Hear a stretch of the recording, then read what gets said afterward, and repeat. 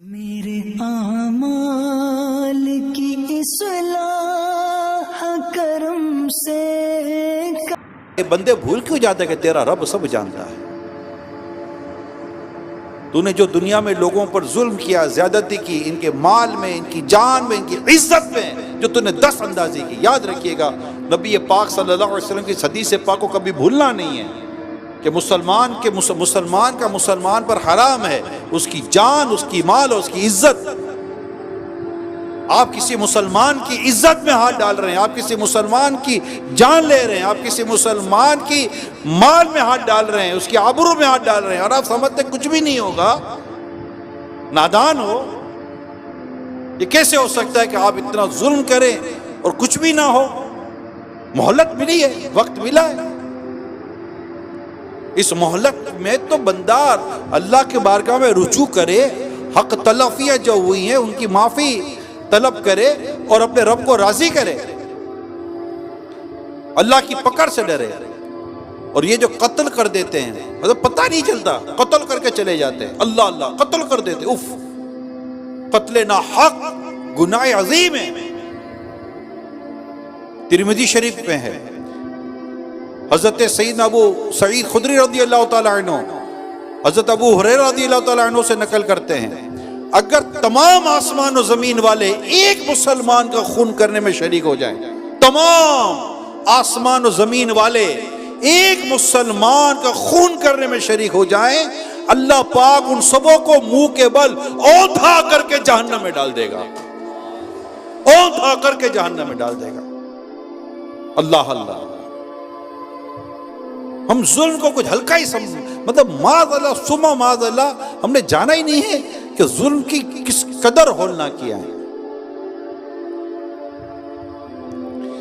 حضرت سیدنا فقی ابو لیث سمرقندی رحمت اللہ تعالی علیہ نقل کرتے ہیں، بے شک پل صراط پر آگ کی بیڑیاں ہیں، جس نے حرام کا ایک درہم بھی لیا اس کے پاؤں میں آگ کی بیڑیاں ڈالی جائیں گی، جس کے سبب سے پل صراط پر گزرنا دشوار ہو جائے گا، یہاں تک کہ اس درہم کا مالک اس کی نیکیوں میں سے اس کا بدلہ نہ لے لے۔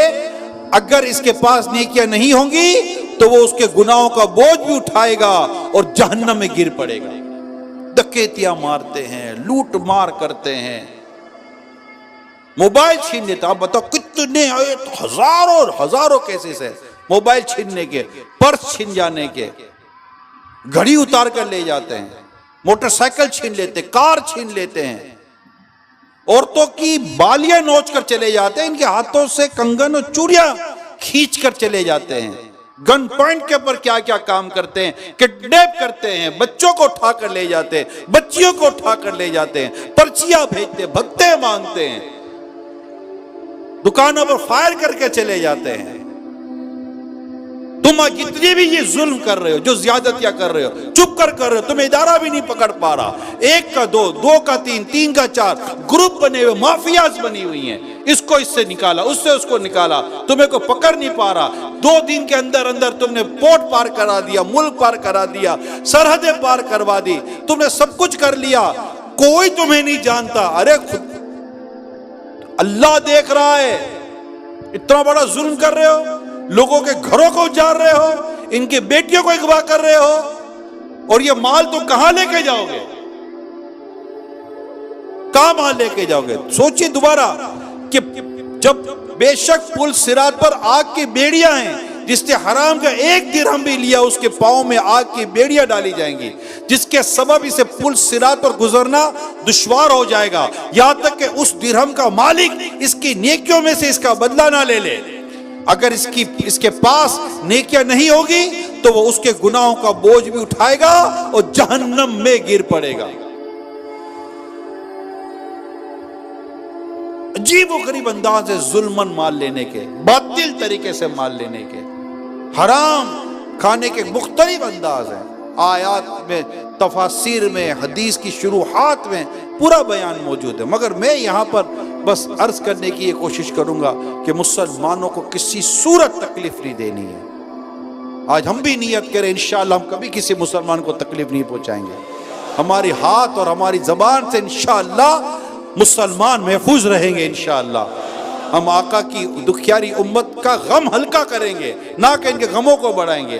ہم مسلمانوں کو تکلیف دینے کے لیے پیدا تو نہیں کیے گئے، ہم تو اللہ کی عبادت کے لیے پیدا کیے گئے.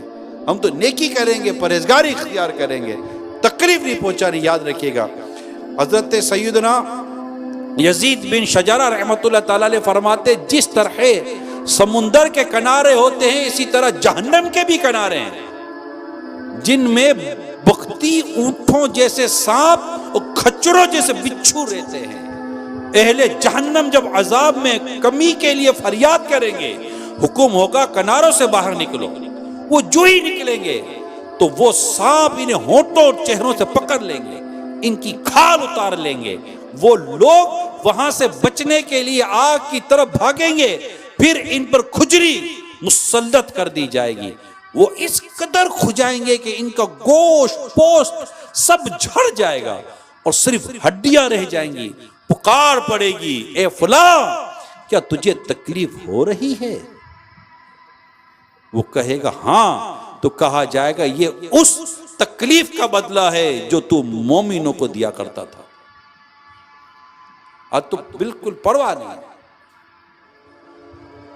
اس کی عزتیں اچھال کر، اس کی غیبتیں کر کر، اس پر زیادتی کر کے نہ جانے طرح طرح سے ہم لوگ مسلمانوں کو تکلیف پہنچانے کی کوششیں کر، مطلب اچھا فیلنگ بھی نہیں ہے. مسکراتے ہیں، اس کو دھوکہ دے دیا تو مسکرائیں گے جیسے بہت بڑا تیر مار دیا نا، چالاکی بتا دیں. ایسی عقل جو مسلمانوں کو نقصان پہنچاتی ہو، ایسی صلاحیت جو مسلمان کو نقصان پہنچاتی ہو، ایسی زبان جو مسلمانوں کو نقصان پہنچاتی ہو، اس کے انجام پر غور کریں. کتنا سخت عذاب بیان کیا میں نے ابھی آپ کو، کھجلی اللہ کی پناہ. اور پھر یہ کہا جائے گا تکلیف ہو رہی ہے، یہ کہنا کتنے بڑی بات ہے. گوشت کو سب ختم، ہڈیاں ظاہر ہو جائیں گے، اور پوچھا جائے گا تکلیف ہو رہی ہے، کہا جائے گا تکلیف تو ہو رہی ہے. چکھو اس بدلہ ہی اس تکلیف کا جو تم دنیا میں مسلمانوں کو دیا کرتے تھے. ہم زبان سے، آنکھ سے، ہاتھ سے، پاؤں سے، دماغ سے نہ جانے کن کن ذرائع سے مسلمانوں کو تکلیف پہنچانے کی وہ کرتے رہتے ہیں، طرح کی منصوبہ بندی کرتے رہتے ہیں. فرنٹ پہ جو نظر آتا ہے وہ کچھ اور ہوتا ہے، پیچھے دماغ کسی اور کا چل رہا ہوتا ہے. تم لوگ کہیں بیٹھ کے سازشیں کر رہے ہوتے ہو، کسی کی عزت اچھالنے پر سازشیں کر رہے ہوتے ہو، کسی کو ذلیل کرنے پر سازشیں کر رہے ہوتے ہو، کسی کا مال کھانے پر سازشیں کر رہے ہوتے ہو، کسی کی تجوری کو صاف کرنے پر سازشیں کر رہے ہوتے ہو، کیا کیا پلاننگ کر رہے ہوتے ہو، کیا کیا سپورٹ کر رہے ہوتے ہو ظالموں کو. کہاں کیسے بچو گے؟ اللہ کی پکڑ بڑی سخت ہے، جب وہ پکڑتا ہے تو پھر کوئی چھڑا نہیں سکتا. اللہ پاک آپ کو اور مجھے گناہوں سے بچ کر جینے کی توفیق عطا فرمائے، اور اللہ ظلم سے ہمیں محفوظ رکھے. ظالم نقصان میں پیارے اسلامی بھائیو، ظلم کو سمجھے. اس کے لیے میرے شیخ طریقت امیر اہل سنت کا ایک رسالہ ہے، مقطوعۃ المدینہ سے اب طلب کر سکتے ہیں، ڈاؤن لوڈ بھی کر سکتے ہیں ویب سائٹ سے. ظلم کا انجام، میں نے چند چیزیں اس رسالے سے بیان کی ہیں. ظلم کا انجام پڑھیں ہم اس کو، پیسے کے تعلق سے، مال کے تعلق سے، عزت کے تعلق سے، کس طرح ہم ظلم کر ہم سے ظلم ہو سکتا ہے یا ہو جاتا ہے. پڑھیں گے تو پتہ چلے گا او یہ بھی ظلم تھا، او یہ بھی ظلم تھا، جو پتہ ہی نہیں تھا. پھر ایک بہت خوبصورت بات ہے پیارے سمجھنے کے لیے، حدیث پاک میں مومن وہ ہے جو اپنے لیے پسند کرتا ہے، اپنے بھائی کے لیے وہی پسند کرتا ہے. اس کو اپنے پیش نظر رکھیں. کسی کے ساتھ کوئی بھی ایسا برتاؤ آپ کر رہے ہیں، سلوک کر رہے ہیں، بس اس ارشاد پاک کو اپنے سامنے رکھیں جو پیارے آقا صلی اللہ علیہ وسلم کا ارشاد ہے، اور اپنے لیے سوچیں یار میرے ساتھ اگر کوئی یہ کرتا تو کیا میں اس کو پسند کرتا؟ جواب آپ کو مل جائے گا. کون پسند کرتا ہے کہ مجھے کوئی گالی دے؟ کون پسند کرتا ہے کہ مجھے کوئی ملاوٹ کا مال دے؟ کون پسند کرتا ہے کہ یار مطلب کہ مجھ سے کوئی رشوت لے؟ کون پسند کرتا ہے کہ مطلب میرا کوئی ناحق قتل کر دے، میرے بیوی بچوں کو تکلیف پہنچائے، مجھے دھمکیاں دے، میرے ساتھ یہ کرے؟ جو بھی چیزیں جو اب سوچتے جائیں لسٹ بن جائے گی. مومن وہ ہے جو اپنے لیے پسند کرتا ہے اپنے بھائی کے لیے وہی پسند کرتا ہے. تو ہم جو چیز اپنے لیے پسند کریں اپنے مسلمان بھائیوں کے لیے وہی پسند کریں. جواب لینا کوئی دقت کو اتنی مشکل انشاءاللہ نہیں ہوگی. بس اللہ پاک ہمیں عقل سلیم عطا کرے اور اچھی سوچ اللہ پاک ہم کو عطا فرما دے. اچھا سوچے انشاءاللہ. قلب سلیم لے کر اگر دنیا سے گئے اللہ نے چاہا تو اللہ کی رضا بھی ملے گی اور انشاءاللہ جنت میں داخلہ بھی ملے گا انشاءاللہ عز و جل. اس کے لیے نیک ماحول دعوت اسلامی کا جیسے ماحول ہے, بیان سنتے رہیں, مدنی مذاکروں میں شرکت کرتے رہیں. درس و بیان جو دعوت اسلامی کے ہوتے ہیں ان میں دعوت اسلامی کے جو عاشقان رسول مبلغین ہیں ان کے ساتھ اٹھنے بیٹھنے کا معمول رکھیں. جب مدرسۃ المدینہ بالغان میں معمول رکھیں, ہفتہ وار اجتماع میں, دیگر مدنی قافلوں میں, نیکی کی دعوتوں میں معمول رکھیں کہ یہ ضروری ہے. ایک آدھ دفعہ سن لینے سے ضروری نہیں کہ ہماری سوچ بدل جائے گی. بعض اوقات ہوتا ہے او ہو بس اب ٹھیک ہے, اب نہیں. مگر جب واپس جاتے ہیں تو اسی طرح کے عجیب و غریب قسم کے دوست مل جاتے ہیں. نہیں ہوتا لڑکا لٹیرا, نہیں ہوتا لڑکا چور, نہیں ہوتا یہ لڑکا موبائل لوٹنے والا, موٹر سائیکل لوٹنے والا. اس کو نہیں ہوتا. اس کو اس کے دوست بنا دیتے ہیں. ابے چلنا ڈرپوک کر کے اس کو عادی مجرم بنا دیتے ہیں. ابے ڈرتا کیا, دیکھ مزے لگے ہوئے ہیں, دیکھ بٹوے بڑھے ہوئے ہم لوگوں کے. ہاں بھائی لیا موبائل, دے تھپڑ پر مارا, موبائل چھینا, مارکیٹ میں بیچا, 30-40 ہزار روپے جیب کے اندر, 1-1.5 لاکھ کا موبائل بیچ دیا ہم نے. دیکھ جیب بھری ہوئی ہے, بول کیا چاہیے, ارے جیب بھری ہوئی. ہاں کچھ نہیں ہوتا یار, کچھ نہیں ہوتا. ادھر ادھر 2-10 ہزار روپے دے کر ہم بھی نکال آتے. یہ اس طرح کی باتیں کر اس کو ابھارتے ہیں بدقسمتی کے ساتھ. بے روزگاری بہت ہے. نوجوان کو کام کرے تو اللہ کرے تو یوں راستے مل جاتے ہیں.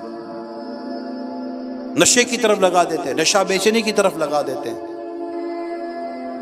جوانیاں برباد کر رہے ہوتے ہیں. پہلے اس کو نشے کا عادی بنائیں گے, پہلے فری میں نشہ دیں گے. یہ میرے اسلامی بھائیوں یاد رکھنا, یہ جو مافیا ہے نا, یہ بڑی گندی مافیا ہے. سگریٹ کے عادی کو پہلے مفت میں نشہ پلاتے ہیں, چرس, ہیروئن, طرح کی, اور اس کو عادی بناتے ہیں. ایک کا دو میں وہ یا چند ایک میں شاید عادی بن جاتا ہوگا. اپنے کو اللہ کا شکر ہے تجربہ نہیں ہے. سگریٹ کا تجربہ نہیں, کبھی پی نہیں آتی نہیں سگریٹ کیسے پی جاتی ہے. ٹوبے کو ایکسپیرینس ہے ہی نہیں, اللہ کا شکر ہے. مگر جو سنا ہے اور پتہ چلا ہے, میں اس کو سامنے رکھ کر آپ سے ڈسکس کر رہا ہوں.